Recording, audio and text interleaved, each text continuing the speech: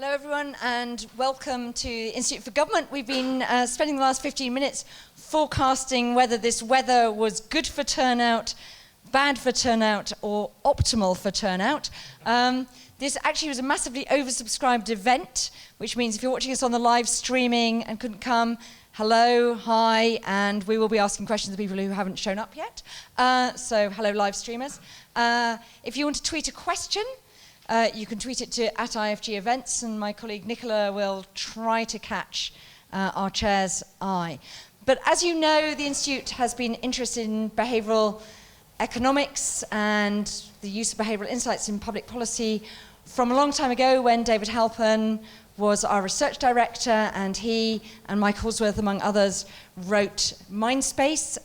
We've kept an interest, but frankly, the field's now grown so much and they're doing such great things, the Behavioural Insights team, that we've slightly withdrawn. But the one thing we do still do at Institute for Government is invite very distinguished people who are friends of the Behavioural Insights team to come and speak here. So we're absolutely delighted that, having had Cass Sunstein here a couple of years ago, we can get our set of nudge fathers, as we've called them today, and finally welcome Richard Thaler here today.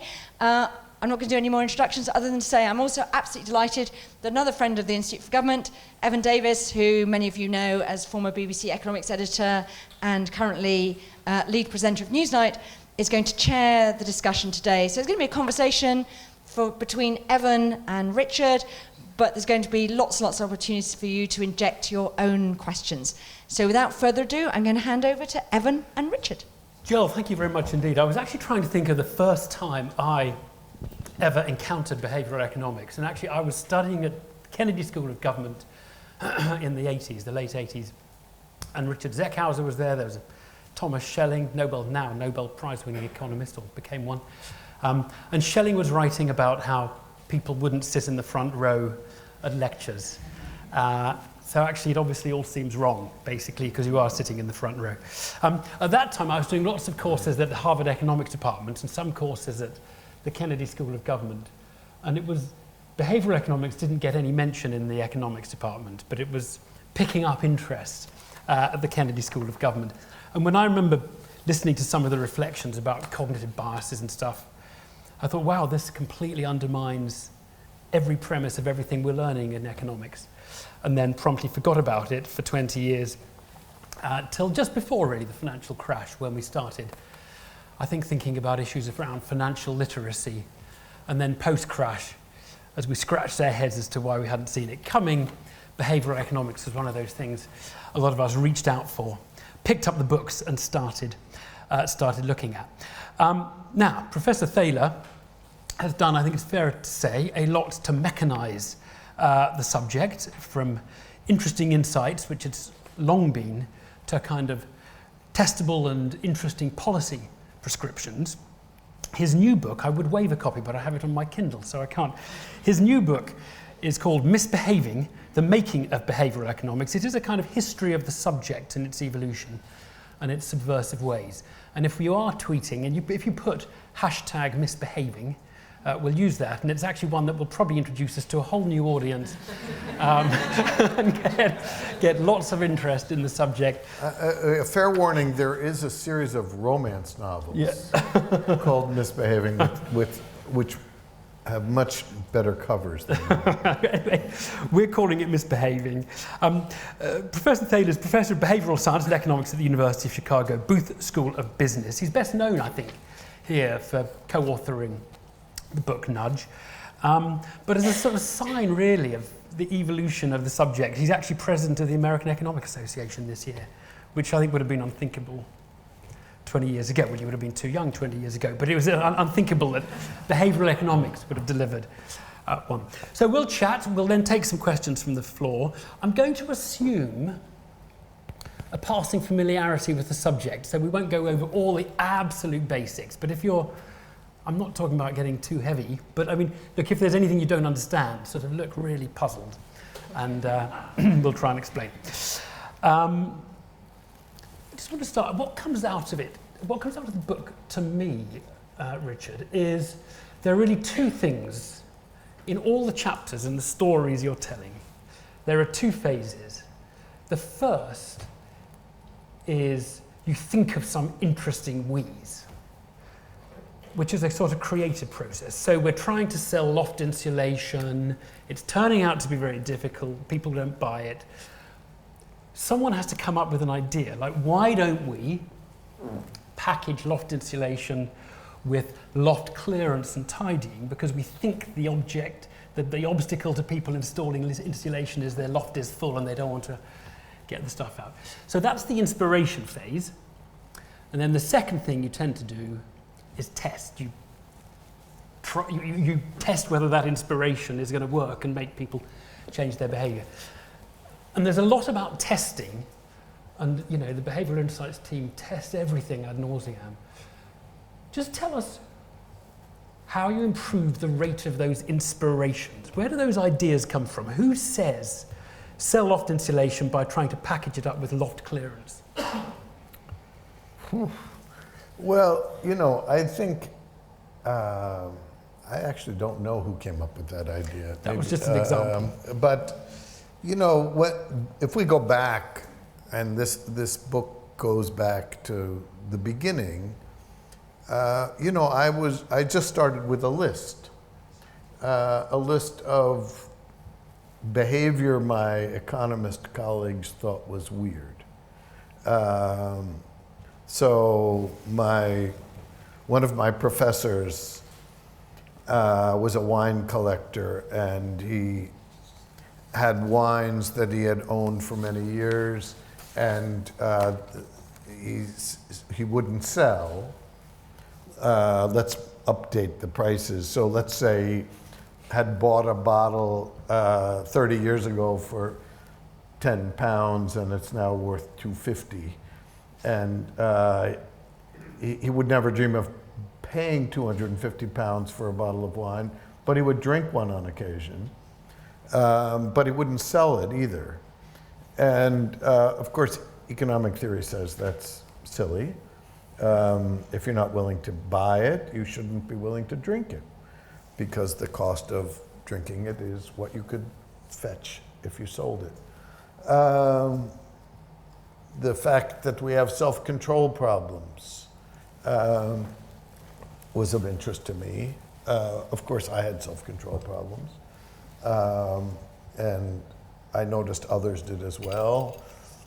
There's a famous story about a dinner party I hosted where I had a bowl of cashew nuts that people were devouring over cocktails.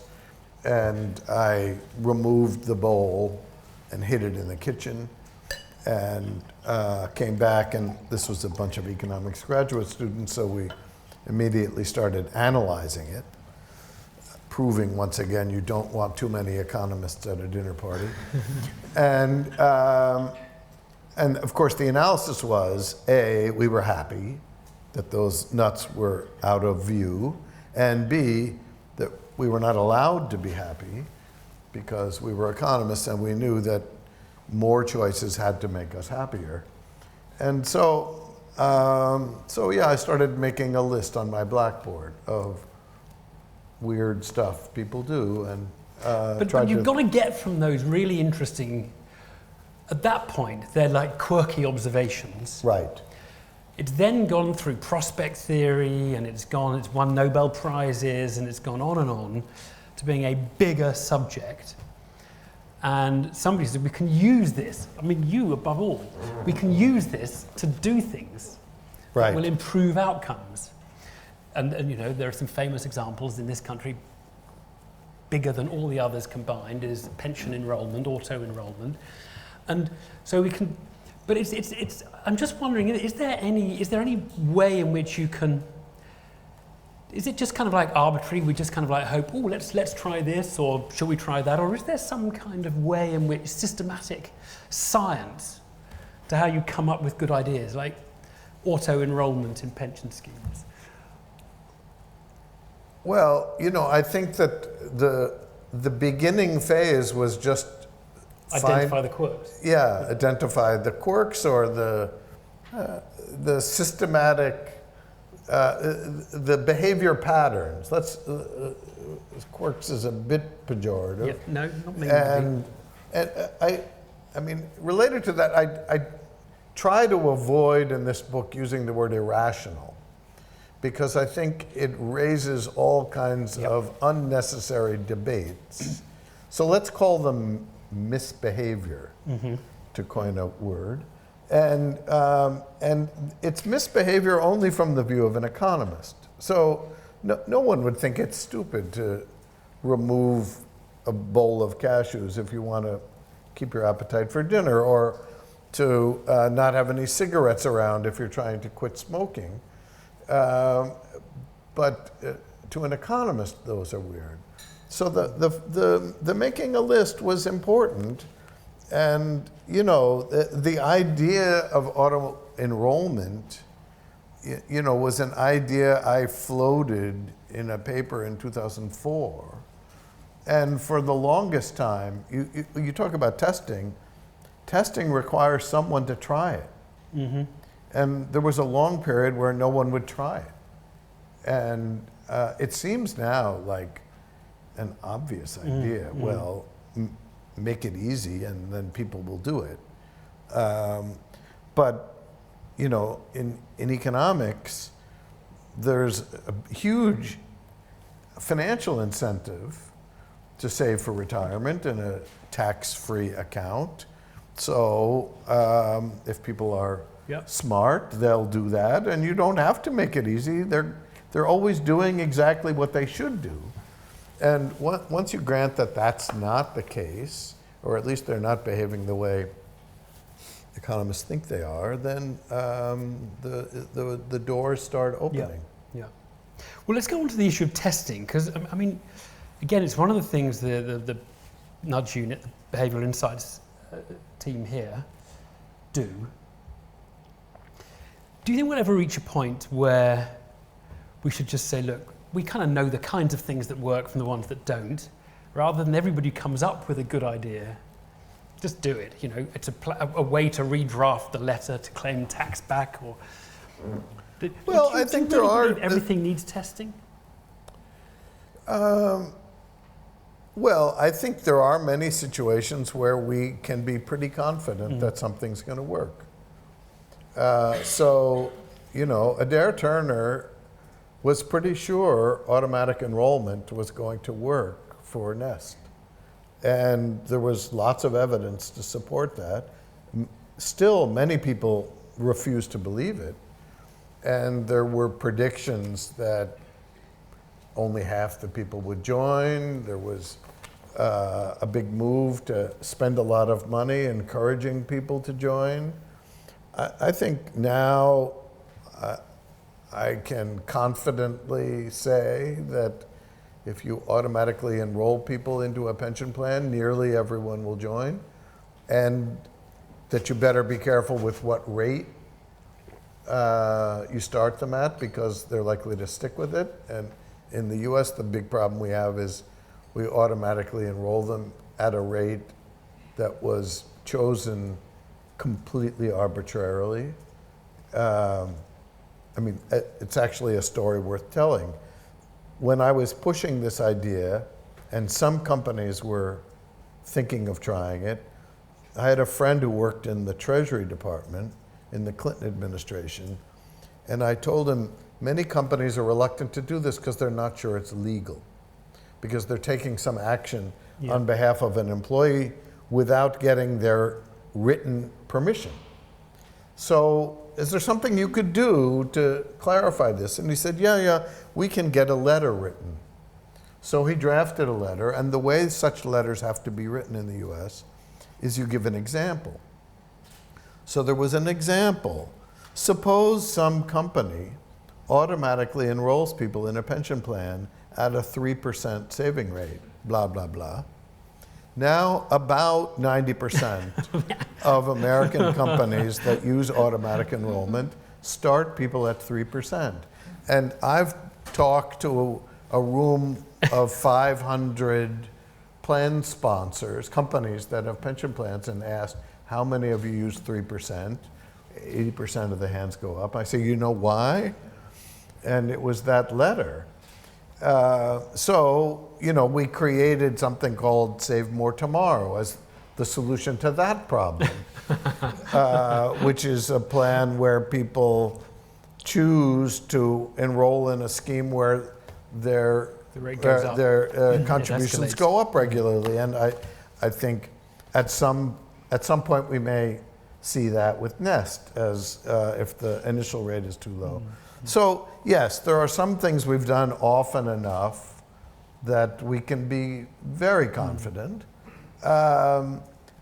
Other things like, let's talk about the tax letters, which have been certainly the most financially successful plan or innovation from the Behavioral Insight team. If you don't know, this is an initiative. It was the first meeting I attended in Treasury.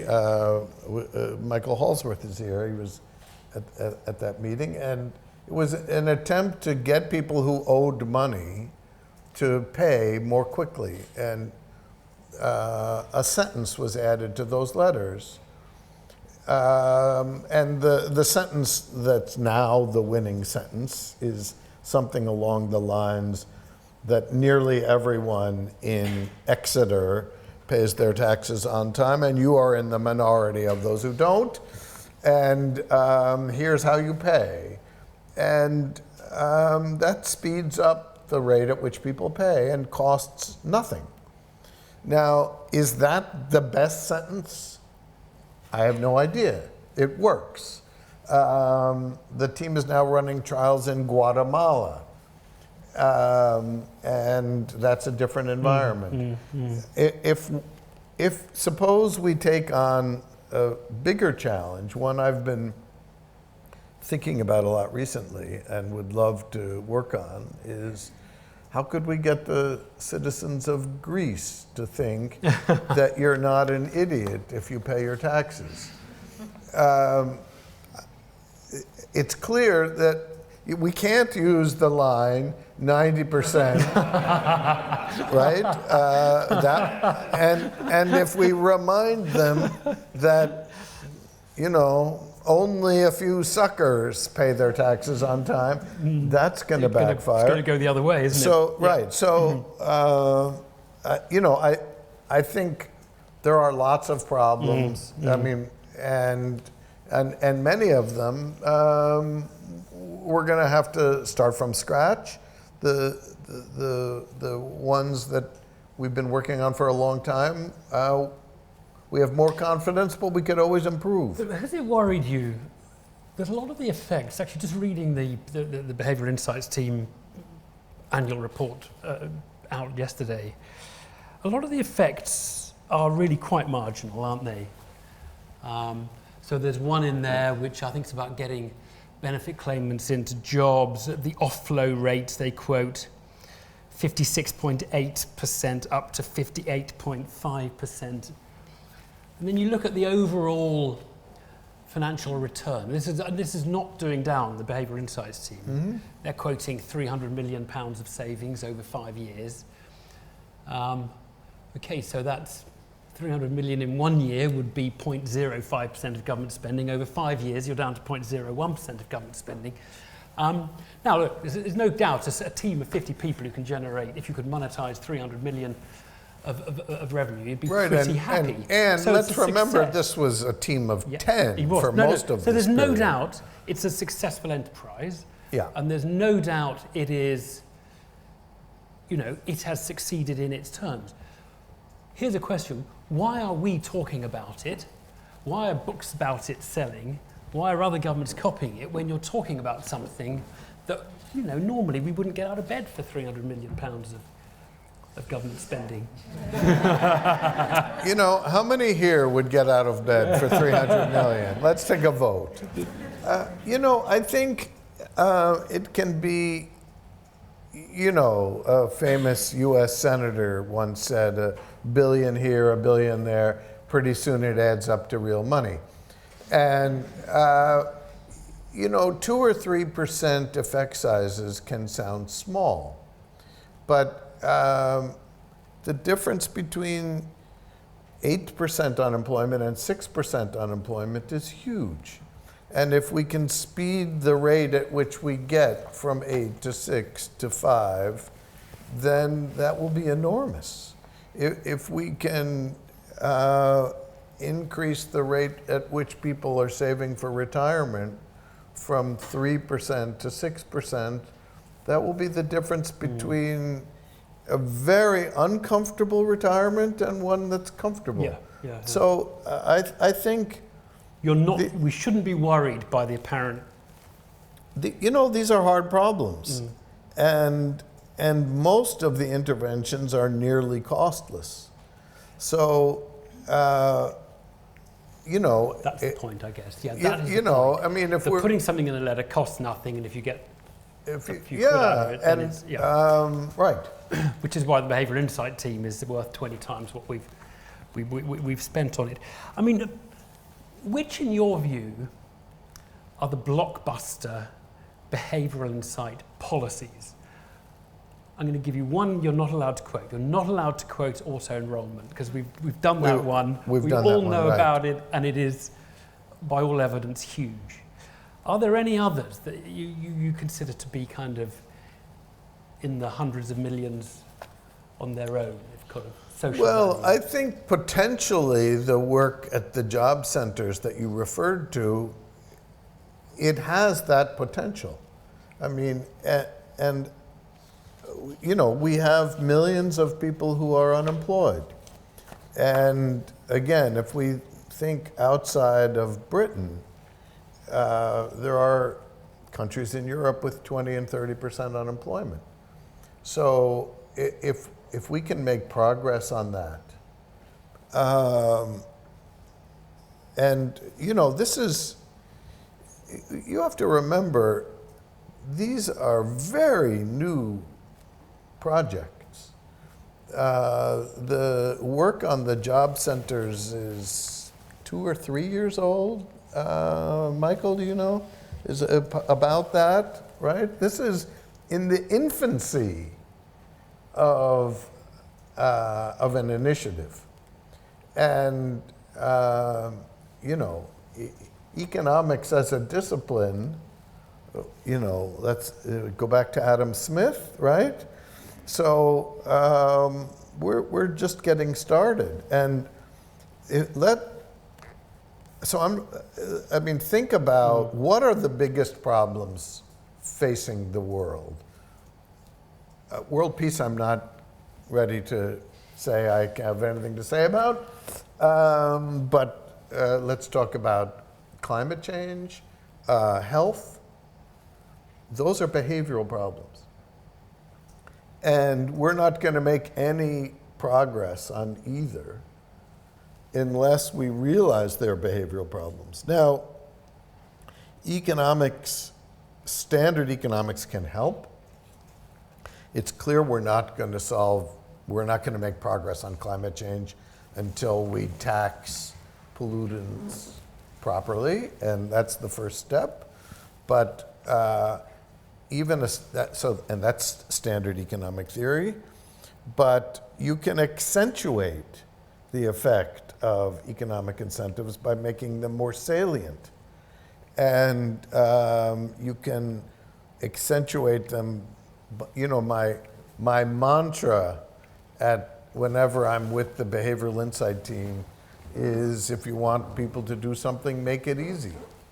And the loft example, that study was essentially a flop.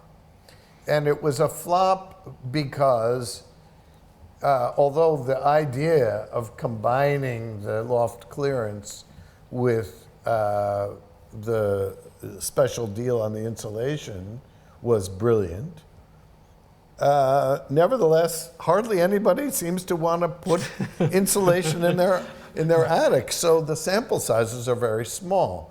But so we're not going to solve climate change with that one. But there's a deep lesson there. Lots of others to try as well. There's a deep lesson, which is if you can make things easy. And I think, here's a prediction, and I'm usually reluctant to make predictions. I think on health, the big changes are going to come from combining behavioral insights and technology. And they will in part come through feedback. So think about the Fitbit, which is the most primitive technology. I mean, it's, you know, it's 6 steps before the iPhone. If we imagine what the world will be even 5 years from now, or certainly 10 years from now, we can imagine a world where we're getting feedback on how many calories we've eaten so far, how many calories we've burned, how much we've eaten at this meal. The one reason we're fat is that it takes a half an hour for the stomach to tell the brain that we're full. If we could get that message delivered more quickly, then some of us would learn to stop eating a bit more quickly. So, you know, I don't know that there are, you're right, that retirement saving is where the most progress has been made, but we've been working on that for 20 years. Yeah. And the nudge unit is 5 years old. What's very interesting is, I'm going to open up to questions in a minute. Let me just ask this last one, is whether it's which nudges stand up to long-term scrutiny and which don't. Now, one of the features of the testing, which I confess slightly worries me, is that the tests normally and inevitably will be over a relatively short period of time. And now some of the things that you test, and I'm thinking of things that particularly go with the grain of what you want, you will get people into a good habit, and having got into a good habit, that habit will keep going. Some of them, let me take an example. I think there was one of making a nice noise as you threw something in a bin that the bin would make a funny noise, and that encourages people not to drop litter. Right.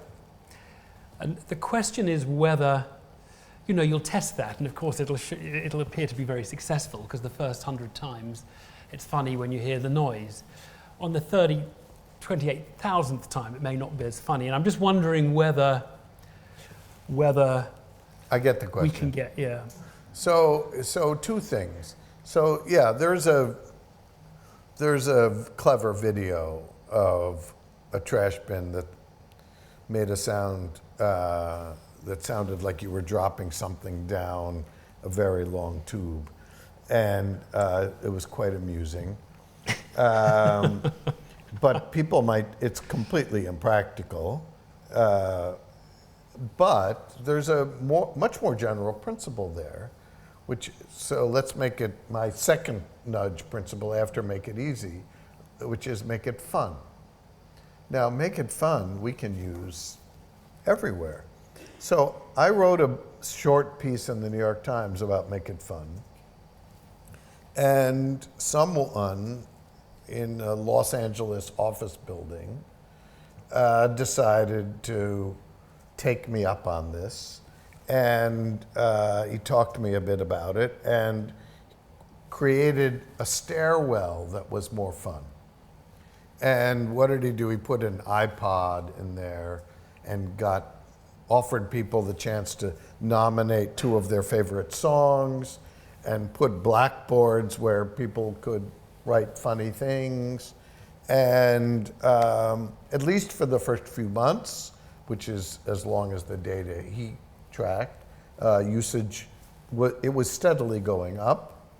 But again, the principle is if we make things more fun, more people will do them. But is it still, how long ago was that? And is it still being done, or is it just flopped? Look, this was not a scientific test. No. But actually an unscientific one would be very interesting, because I think some of these things you just habituate yourself to, and then the effect wears off, and some the effect strengthens. So I mean, you said we're doing testing ad nauseum, but you're asking for more tests. No, I'm not.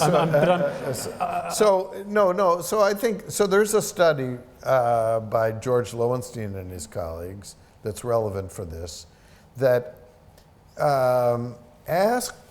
there was a condition where people were told, we're automatically enrolling you in this program, and we're doing that because we want you to do it.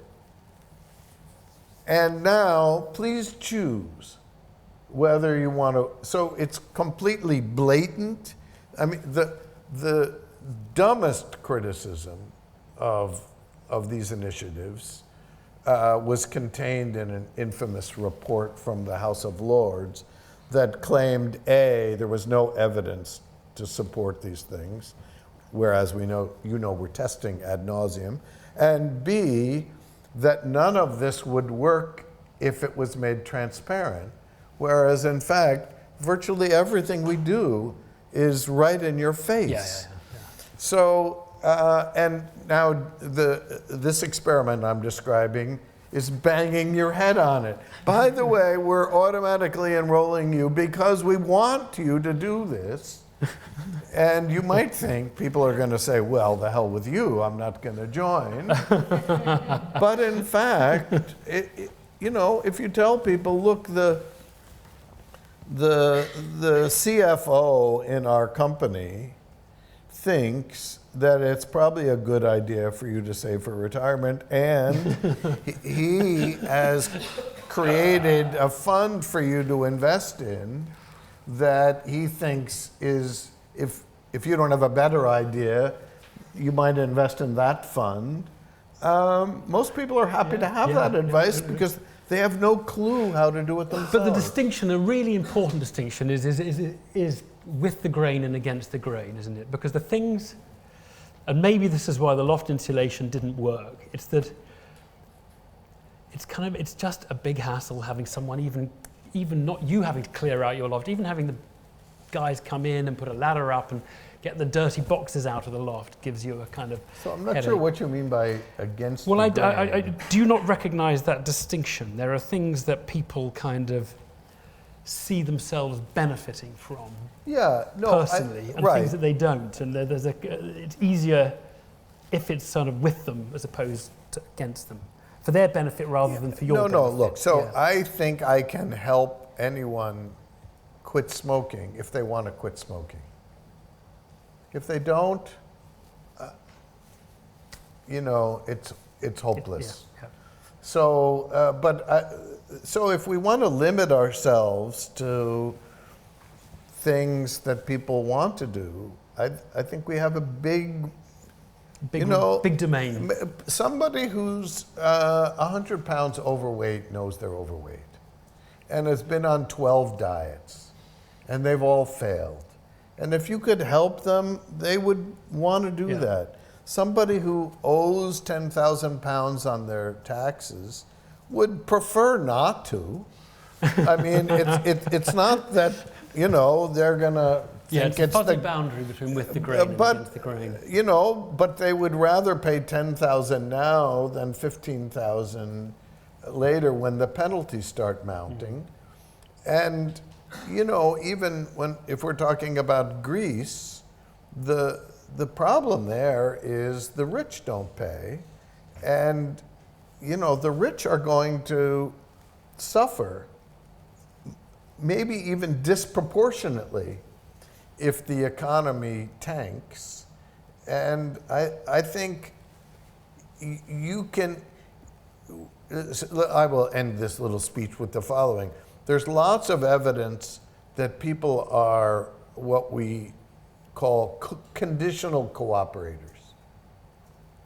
That they will, sort of not in the standard prison dilemma where you and I will both defect, but if I'm convinced that you're likely to cooperate, then I also want to cooperate. I don't want to be a sucker and give you everything. But you want to be a good citizen if everyone else Right. is. Absolutely. And I think we can go a long way with that. Yeah. And by setting benchmarks of what good and normal citizen, by normalizing good citizenship, you promote good citizenship. Look, I think there are, here's an argument people make, and I think there's a grain of truth to it. So if I get dependent on my GPS, then I'm not as good at navigating without it. Well, that's true, but I have my phone with me. Let's take some questions. And if you'd like to wait for the microphone, if there are people in the next room, I can't see if they are, you're welcome to ask questions, but you have to come in through the side door so I can see you and raise your hand. And we'll take gent in the second row, and then if we get a mic over, actually to the back there. Yeah, I think and then I've found the best method is to have somebody with a mic and somebody on deck with a mic. Yeah, go on. One at the back. We'll start with you, sir. Start there. Yeah. Thank you. My name's Adrian. I used to work here at the IFG. I now run something called the Centre for Public Impact. My question is about the legacy so far of behavioural insights and whether in the public sector, which hasn't got a great history of focusing on outcomes, hasn't got a great history of really using data about its activities, and hasn't got a great history of testing stuff, whether the biggest benefit of behavioural insights is not actually the behavioural insights themselves, but the discipline of focusing on outcomes, using data and testing. And that's actually where the public sector can benefit. Very interesting, yeah. I'm not sure how to answer that because they're both important. But here's what I would like to say about that, which is I think that government is not unique in being unwilling to test. The same is true in the private sector. There's very little experimentation. There's lots of, we do it this way because we've always done it. It's very hard to get people to change their minds. One of the chapters in my new book talks about something about the National Football League, where we've discovered a big mistake that teams are making. They desperately want to win, but we can't convince them to change. In the private sector and the public sector, we still do most of our hiring on the basis of interviews, although interviews have proven to be nearly useless. About the only thing they're good for is if you wanted to discriminate, they're good for that. It's a good way of finding out whether somebody is the same gender or race as you and whether they went to the same college or school as you, but predicting whether they'll be good at their job, it's almost useless. So, yes, running experiments and being willing to try new things is something everybody in every sector could learn from. But I think you might as well start with things that are based in good behavioral science because there's so much to do. The back, sir. Hi, Richard. Robert Pollock. I run a cross-Whitehall team, but we do a lot of the service redesign, data evaluation, testing, and then prototype scale up. But my question, I think, is more around what your discipline could learn from potentially moving into anthropology, cultural studies, those kinds of disciplines. I work in economics now, but I studied those at university, and these kind of debates are the mainstream in those disciplines. Do you think that behavioral insights can grow from adopting some of those techniques? I'm sure the answer is yes, and I would say more generally that even from psychology, we've only dipped our toe. So I sometimes refer to behavioral economics as Kahneman and Tversky economics because we've borrowed so much from them, and there's a vast array of, certainly behavioral insights will add Cialdini. But, there's so much to learn. I think one of the reasons we've been able to borrow so easily from the likes of Kahneman, Tversky, and Cialdini is they're giving us quantitative results that we can incorporate, and things like ethnographic studies of the sort that are often done in anthropology, it's a little harder to generalize from. But certainly as behavioral insights goes around the world, there's lots of interest in developing countries to use these ideas. The same things are not going to work everywhere, and I think it will go both ways. So, the comforting thing is we're just one species. So yes, there are cultural differences, but as far as we can tell, everybody is loss averse. It's interesting, in the book you're a bit dismissive of Richard Posner, the American legal scholar, who kind of asks why you're not interested. He tries to actually, because he has a very consistent brain and he's very keen in overarching theories of everything. And I think to some extent could see merit in what you were saying, but desperately wanted it to be in a kind of a bigger framework than just things that are departures from conventional economics, and said, this is evolution. Natural selection explains all these behavioral traits. And I was sort of interested that you didn't think it was interesting to think, why have we evolved as a species to have loss so aversion? let's be very careful. I said that I believe evolution is true. Yeah, well, that's good. Look, that's not to be taken for granted everywhere. If we take a poll of the 43 Republican presidential candidates, I'm not sure a majority would agree with that.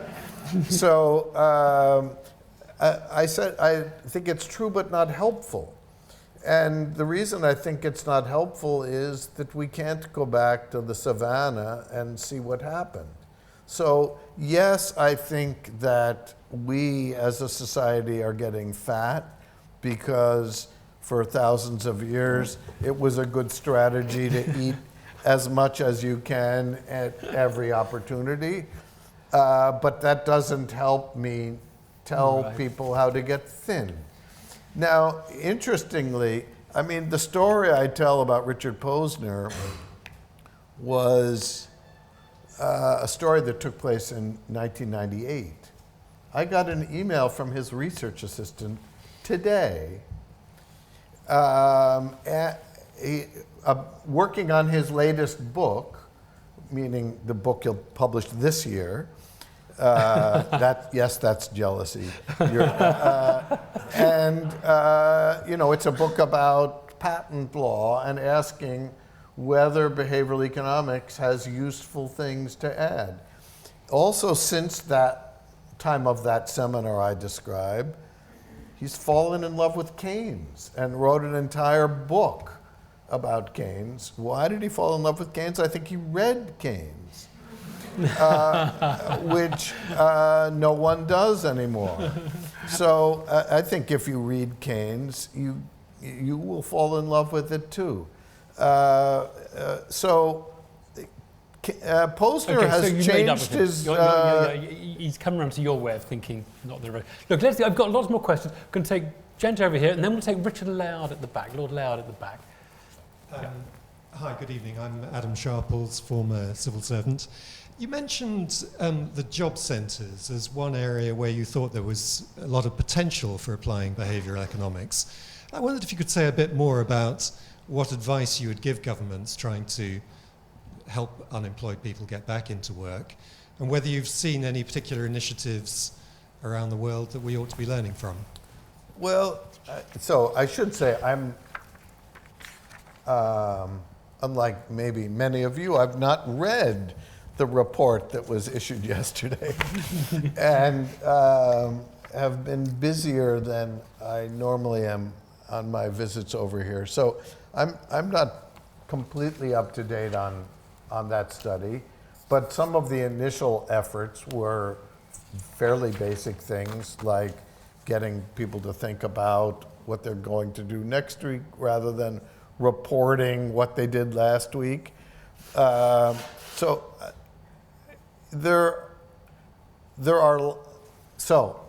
think people don't search for jobs in a very sensible way. They often have completely unrealistic expectations about what sort of job they can get. So I think there's lots of ways we can help them, and we don't know what they will all be, because the standard economic model is people are optimizing, and the places where we can do the best are the places where people are furthest from optimizing. So people are very good at simple tasks they do often. The example I often give is most people have mastered how much milk to buy when they go to the grocery store. So they buy enough that they don't run out, but not so much that it spoils. And they get that right because they do it once or twice a week. Saving for retirement, we get to do once. Marriage, 2-3 times. So the big things, and looking for a job is not something most people get to practice. So I think there will be lots of ways that we can do that better, and probably on both sides of the market. And it's a relatively new effort, and I think the best work is ahead of us. Okay, Lord Layard. Richard Layard. I'm a huge fan of behavioural economics, but I wanted to ask you about the welfare economics issues, because, for example, you say we want people to save more. I mean, how do we know that we want people to save more? I mean, we're not able to base ourselves on revealed preference. That's what Right. you're saying, because they don't really know what they want, and they can be shifted around just by tiny little things. So how do you know one is better than another? Are you, if I can put it this way, are you a fan of happiness economics as well as behavioral economics? So let me say, some of my best friends are big fans of happiness economics. But let me, in fact, my very best friend, as you know, the welfare economics question, of course, is serious, and economists used to have a very good answer to that, which is people choose optimally, therefore get out of their way, and they don't need your help. Do I know the optimal amount that this young woman should be saving for retirement? No. If I look at a 40-year-old that has a net worth that's negative, I have a pretty good idea that he's not on a path to support himself in retirement. And so we can oftentimes, and if I look at someone who's 100 pounds overweight and smokes, I have a pretty good idea that they would say, I'd like to quit smoking and I'd like to weigh less. Do I know what the optimal weight is? No. Do I think that everyone who smokes should quit? Not necessarily. But if they want to quit, then I'm interested in helping them. And well, that's right. And so, I think we're economists, we can make some calculations. And we can certainly help. If you ask people, do you think you're saving enough for retirement? 3/4 say no. Okay, well, it's like saying, if I want to get from here back to my hotel in Soho, then GPS will help me get there. So the nudge agenda is simply helping people achieve their goals, not telling them what their goals should be. I have no expertise in that. But the nudge agenda, the whole point is to get over the welfare problem, because it's in a way, it's legislation, the minimum saving rates or whatever that have the wealth. I mean, because you really may be making the wrong decision for some people. No, because that would be making things mandatory. Yeah, that's what I'm saying. The nudge agenda is the right one, because then the person who knows that they're going to die at 60, live fast and die young, and doesn't want to save for retirement, can say, I'm not going to save for retirement. Right. They've got their escape route. But if it's mandatory welfare. I think we just try to help people achieve the goals they establish, and maybe do some education about what these trade-offs are, because most people don't have a clue as to how to solve those problems.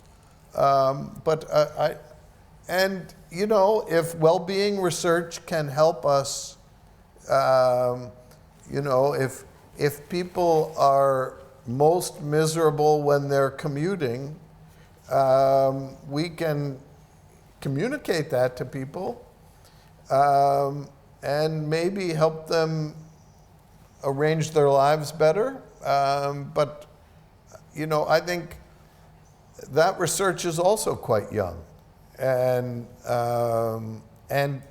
difficult, as you well know. Right, have we got any women who want to ask questions? I always like, yes, let's take, so the lady here, yep. And then let's get a mic to, yeah. Oh, we've got someone there, okay, and then, yeah, but we'll take this lady first, yeah, and then we'll come to the back, yeah. So I wanted to describe two problems that I Just faced. tell us who you are. Sorry, my name's Sina Etheridge. I work in local government in London. So I want to describe two problems briefly that I had in front of me today, and see if you could tell. So how do I decide which one behavioural economics can help with? Okay. So problem A is, I was having a conversation with a youth worker this morning who was describing a young man that he's working with at the moment who is coming to sell drugs on one of our estates, in which he makes about £400 a week. And our youth worker had very cleverly found said young man a job in a shoe shop paying £6 or £7 an hour, which the young man was understandably reluctant to take. And on sheer economics, you can see why he might decide to do that. But when you kind of start adding up likelihood of getting caught, going to prison, getting stabbed, etc., you know, overall, you might come to a different judgment. Problem number one. Problem number two, so same area of the borough that I work in has very high childhood obesity rates, about 50%. So there's a whole bunch of stuff we can do of the sort of the nature you've already described. So make it easier to walk, make it harder to get to the chicken shop, close the school gates at lunchtime so you can't physically get out to buy your £2 box of fried chicken at lunchtime. Beyond that, the problem becomes much more complex and seems to be much more culturally ingrained, to do with the way that some of those communities think what a healthy child looks like. So how, in looking at those two problems, do I decide where behavioural economics might help me to achieve kind of better health and well-being for both those groups of young people? I'm glad you asked it, because that actually is a sort of a repeat of my first question, which is about where the initial idea comes from and what you do to have a wheeze that's going to solve this, a behavioural insight. I mean, there are lots of behavioural insights. Now let's see the mental process in action. You know, you're talking to a man who just taught for 3 hours this afternoon to 90 eager MBA students. So, you know, I don't have a glib answer to that question. And I can tell you that I think solving obesity is really hard.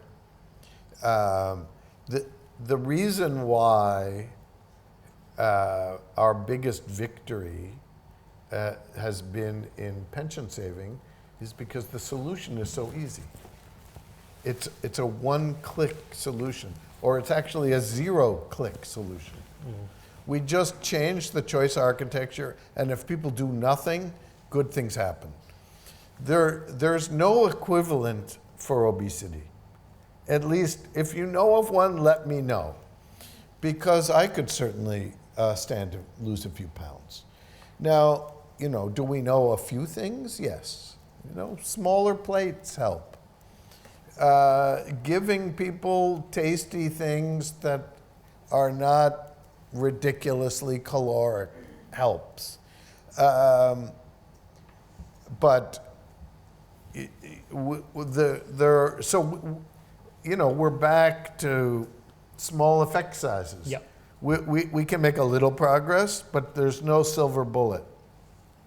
Does anybody else have a good idea to help them? Nor is there a silver bullet to convince somebody to leave a high-paying illegal job for a low-paying legal one. I've got a solution to that one, which is report him to the police and have him... It's not quite in the mould of the nudge ones, but you don't have to have a nudge solution to everything. You can use you can be tough on the crime as well. We've tried that in America, and I can tell you, locking everyone up.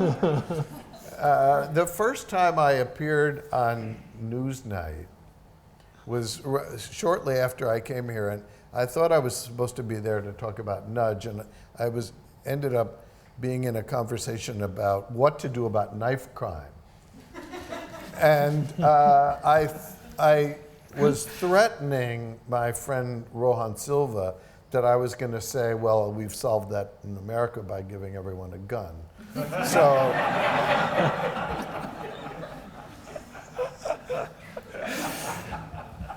we don't have the answers to everything. No, but the principle on the school lunch and persuading people not to go out and buy chicken is to make something fun, make it fun, make it easy, to make it difficult to get out.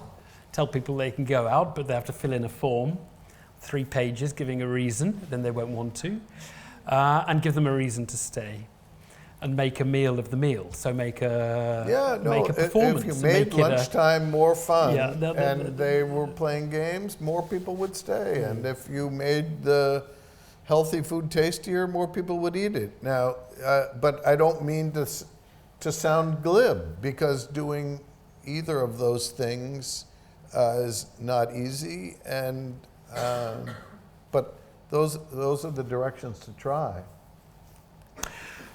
Right, yes, gentlemen over here. Some of these interventions, like writing on the envelope that most people pay their taxes, or texting people and saying, go to the doctor, most people go to the doctor, don't miss your appointment, presumably lose their power a little bit when people learn about them. And yet you keep kind of writing books. Are you at all worried that everyone will kind of learn how these things work and no longer fall for the tricks? So I don't know whether you missed the discussion earlier. That's just not the case. So it's generally thought to be the case, but I find that when someone sets up an appointment for me and doesn't send me a calendar alert, the chance that I will show up is not as high as 50-50. And if I get a text reminder, it goes way up. If I get 2, even better. I've noticed that OpenTable, the reservation service, now sends me 2 emails reminding me of my reservation and asking whether I want to cancel. That makes his point, actually. That's showing that the 1 was beginning to wear out. So they said, we better go to 2. And in a year's time, it'll have gone up to 5. And then you'll realize that this is a... Well, so we will have the optimal number of texts eventually. And, if they were sending me one an hour, I would stop using the service. But a text reminding me that I have a dinner reservation makes it more likely that I will either show up for dinner or click on the button to cancel. And if I had to call them, that would be harder.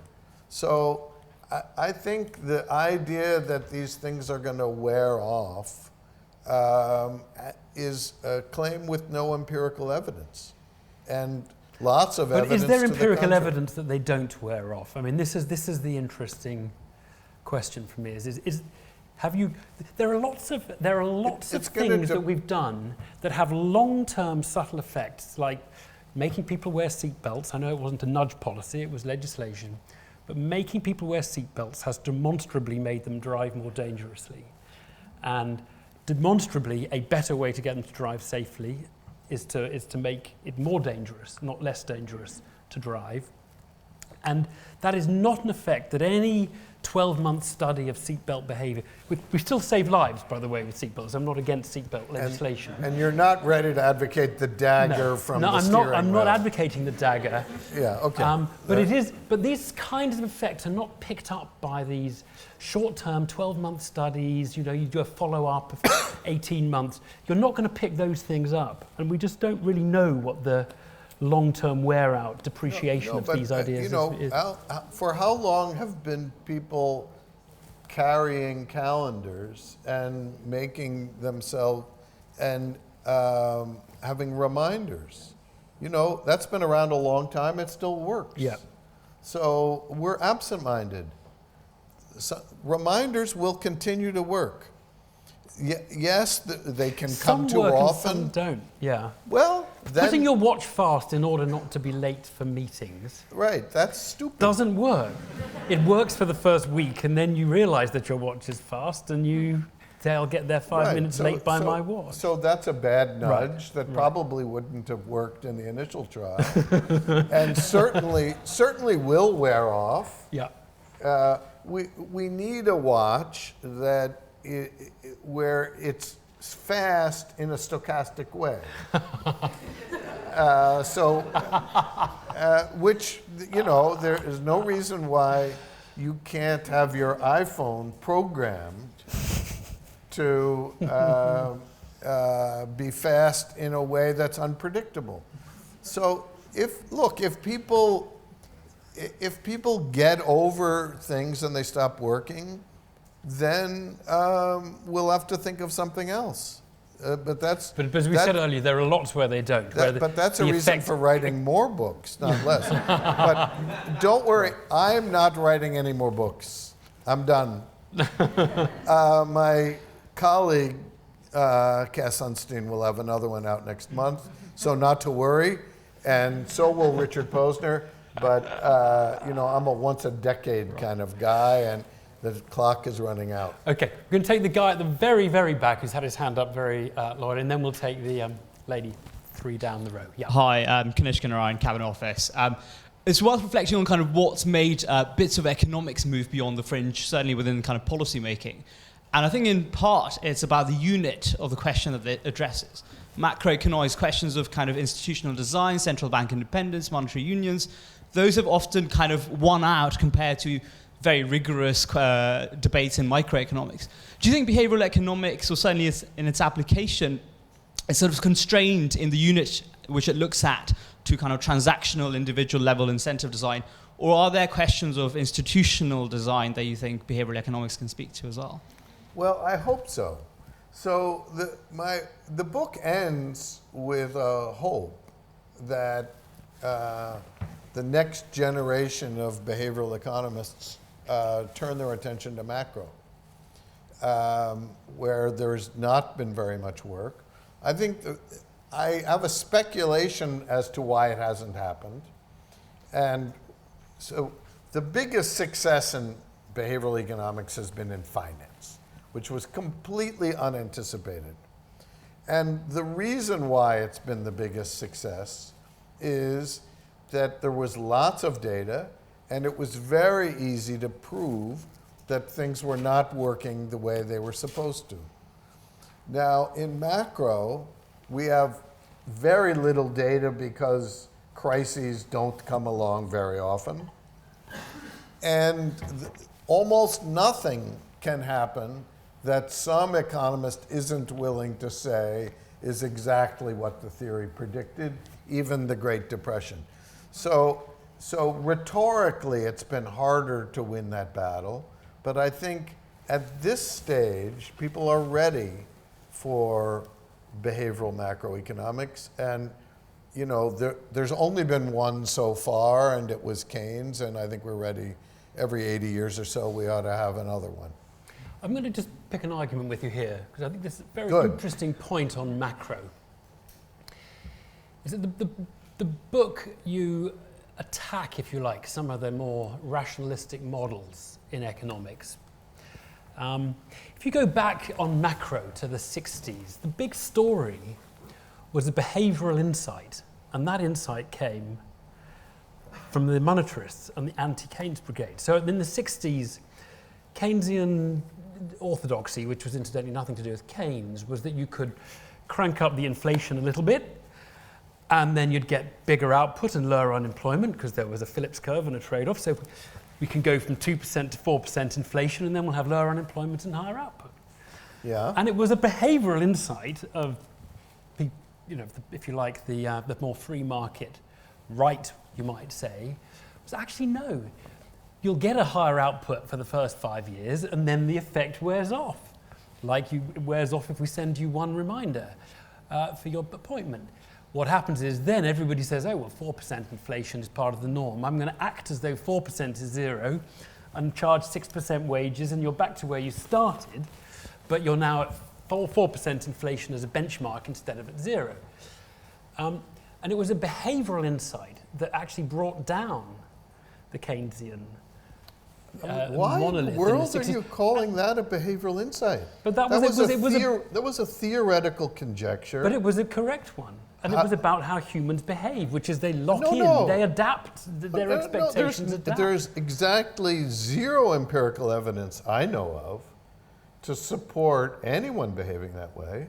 And it's that thinking, I think, that has slowed the economy from growing, because I think central bankers in this country and ours have been too worried about inflation. You don't think inflation became embedded and you needed a bigger kick of it each year to get the same growth and unemployment effect? I'm not a macroeconomist. The Phillips curve, it broke down completely. No, but who believed in the Phillips curve? Well, but that was just the London School of Economics lived off it. I mean, it was the absolute consensus. Yeah, but what I'm objecting to is calling, Robert Lucas or Prescott having a behavioral insight. They had a theoretical insight. No, but they just became the sort of more pure end of, from that behavioral insight, they just became the pure end that said, actually, the best thing to do is just to assume that people know exactly what you're up to, and you can't kind of rip them off by having 4% inflation and them acting as though it's 2% inflation, because it doesn't work, and just assume it's not going to happen. So I think it was foolish for people to think that there was some unbending Phillips curve, that no one had any theoretical or behavioral explanation for why it should exist. And I think it's also the case that we then got an irrational fear of inflation. Well, that's a whole separate topic. But I think that whole rational expectation stuff came out of the failure, for reasons that I would call behavioural, of believing that people were fools and could be, in the long term, it just became clear that you couldn't create jobs by creating inflation. That was a short-term thing. And in the long term, as I was taught, in the long term, the short term gets shorter and shorter and shorter, and it just, in the end... Yeah, well, I think we would need several bottles of wine to settle this one, and I see none here, so we should move to a different question. You'll get some, okay, who had their hand up next? Yes, we'll take this one here. Oh, sorry, we're going to take you at the back first. Yeah, in the middle at the back, and then we'll take the question here. Yeah. Thank you. I'm Claire Ainsley from the Joseph Rowntree Foundation. I wanted to ask Richard where he was most impressed by the success of Nudge amongst groups who you might call the hardest to shift or hard to reach, so kind of long-term unemployed, people in entrenched poverty, because some of our discussion is focused on maybe the assumptions about rational self-interest, etc. And I was really curious in that much more difficult end of the spectrum. Well, I think there's great work being done in development economics looking at the very bottom. And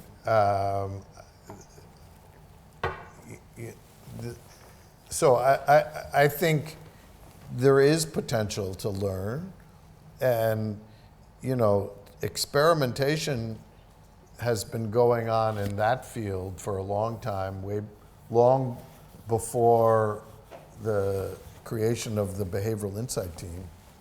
And so I think that there's potential to learn from there, though getting people out of deep poverty is hard, and it's harder than we might have thought.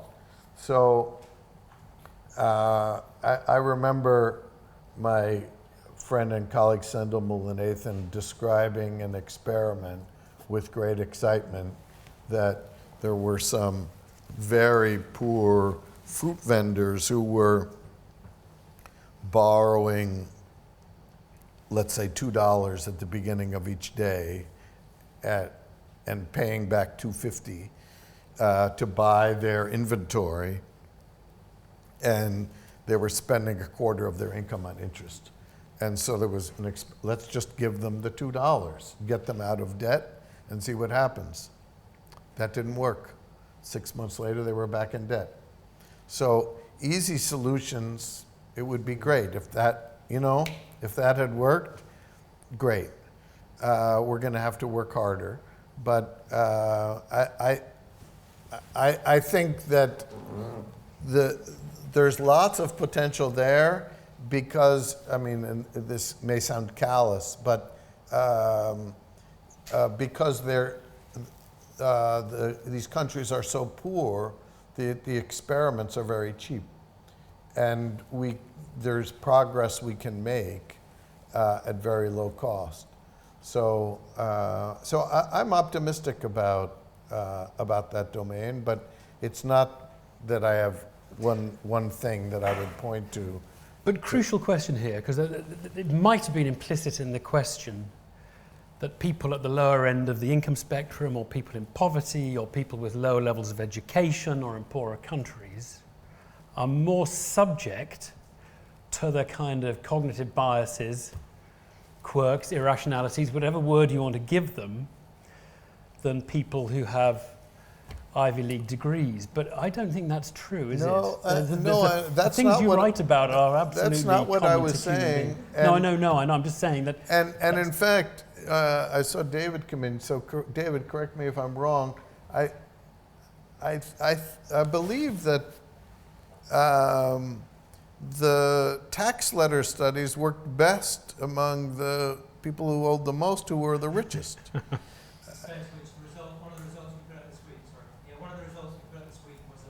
An intervention which works particularly with those with the greatest tax debt, it's true. But I think one of the arguments in this area is often that if you juxtapose it with the conventional policy lever, particularly giving people more information, we know that tends to be particularly ineffective, often in the most at-risk groups.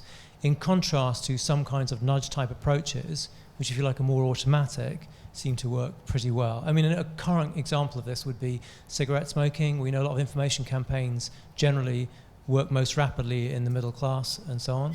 Whereas we can see e-cigarettes have been working very effectively across all socioeconomic groups in terms of reducing smoking, and disproportionately, actually, if anything, in lower income groups. So I'm tired and my brain is not functioning as quickly as it might. Let me mention one study I like that was done in the US by Roland Fryer in the field of education. Now, I should say, almost all of the research done by economists trying to improve education have been about incentives, and they've almost all failed. There's one success story, and that was, so they've tried paying teachers, students, parents, basically nothing worked. The thing that worked was paying students for inputs rather than outputs. In other words, paying them for handing their homework in each day was more effective than paying them if they got a good grade at the end of the term. And I interpret that as evidence that in economics language, the kids don't know what the production function is. So my father always used to offer me $100 if I got straight A's, and I never managed. And but you know, maybe if he had been offering me $1 each night for completing my homeworks, that would have worked better. And maybe if I had been a better student, I wouldn't have had to turn to behavioral economics. Okay, I'm going to take, we do want to wrap up. Let's take one last question. Who's going to have a line? Okay, yes, go ahead. I'm Anna Beckett. I work for a health regulator. I was just wondering if you had any reflections on how behavioural economics could be applied where you're trying to influence an organisation rather than necessarily an individual. If there's anything you can reflect on there. Sorry, about how you would apply that insight to a group as opposed to a... Yeah, to an organisation. So if you're regulating a social care provider, for example, how would is there something you could use in behavioural economics that would help you do that more effectively? Interesting. You know, nothing is jumping into my head except to say that organizations are made up of people, and to say that the experience I've had in lots of domains is that this is what I was alluding to earlier. Organizations are in ruts. And in every domain, they're in ruts. They're doing things because that's the way they've always done them. And how we get them out of ruts is a very hard problem, and I don't claim to know how to do it.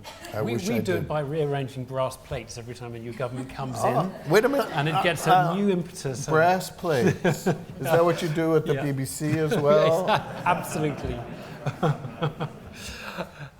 It's been good. Let me just ask, I mean, the nudge unit, it was pioneering. It seems to be copied now. Other people seem to be doing it. It's spreading. Yeah. It's contagious. Do you think in sort of 20, and you devote one of the later chapters of the book to it, is it the right way of going about this? I can see as a kind of a temporary thing it works, but in 40, 50 years' time, would you want there to be a sort of behavioural insights team, or would you just want all over government, people just to be thinking in the way that we have economists all over government, that this is the kind of thing we should be... So this might be a good thing to end on. So I write in the book that I hope that in 50 years' time, behavioral economics will cease to exist. And economics will be as behavioral as it needs to be.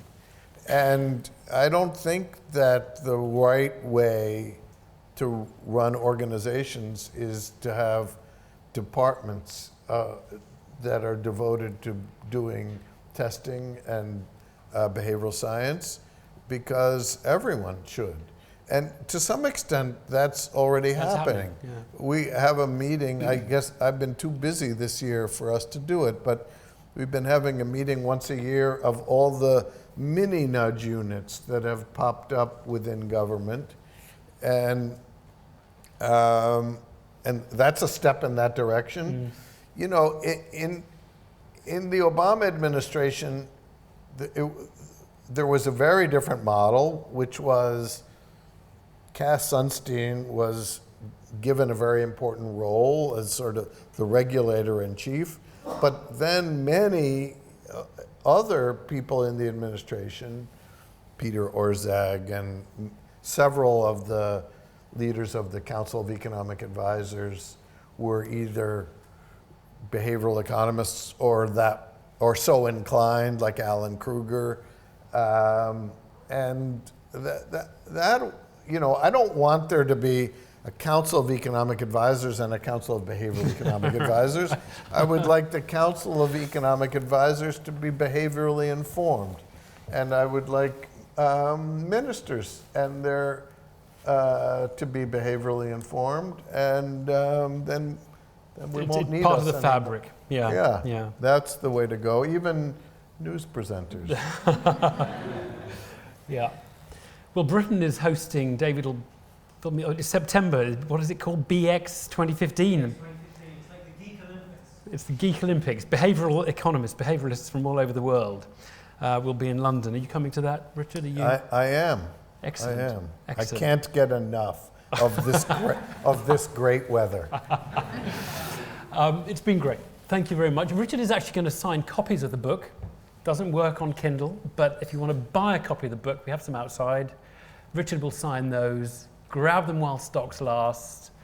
What other behavioural things do we say to make them buy the book? Oh, everybody else has been buying it. Everybody else has been buying it. Right. Exactly. As a result of all of David's publicity, it has soared to the top of the Amazon list, and these may be the only copies left in London. Richard, thank you very much indeed. Thank you.